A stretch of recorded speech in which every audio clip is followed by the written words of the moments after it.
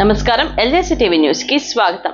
ఈ ప్రపంచంలోనే అతి పురాతనమైన రథయాత్ర పూరి జగన్నాథుని రథయాత్ర। ఇది ఎన్ని వేల సంవత్సరాలకు ముందు మొదలైందో కూడా తెలియదు। అందుకే బ్రహ్మ పురాణం, పద్మ పురాణం, స్కంద పురాణం లాంటి పురాణాల్లో సైతం ఈ రథయాత్ర గురించి కనిపిస్తుంది। జూలై 7న పూరి జగన్నాథ స్వామి రథయాత్ర ఉత్సవం జరగనుండగా ఈసారి ఒకే రోజున నవయౌవన వేడుక, నేత్రోత్సవము, ఘోషయాత్ర, నేత్ర పర్వంగా నిర్వహించేందుకు భారీ ఏర్పాట్లు జరుగుతున్నాయి। చివరిసారిగా 1971లో ఒకే రోజున 3 వేడుకలు జరగగా 53 ఏళ్ల తర్వాత ఇది పునరావృతమైంది।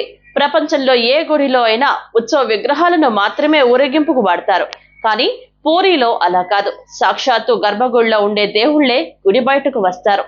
ఆ సమయంలో వాళ్ళని ఏ మతం వాళ్ళైనా చూడవచ్చు।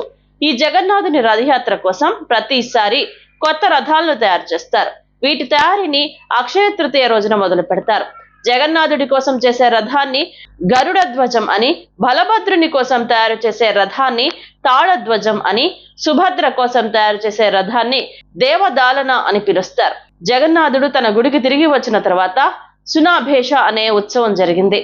అంటే దేవుడి విగ్రహాలను బంగారు ఆభరణాలతో ముంచెత్తారన్నమాట। దీనికోసం దాదాపు 208 కిలోల బరువున్న నగలను ఉపయోగిస్తారు। కోట్లాది మంది భక్తులు తరలివచ్చే ఈ యాత్రకు ఎంతో ప్రాధాన్యత ఉంది। ఏటా ఆషాఢ శుద్ధ తదియ రోజున జరిగే ఈ రథయాత్రను వీక్షించేందుకు దేశం నలుమూలల నుంచి భక్తులు తరలి వస్తుంటారు।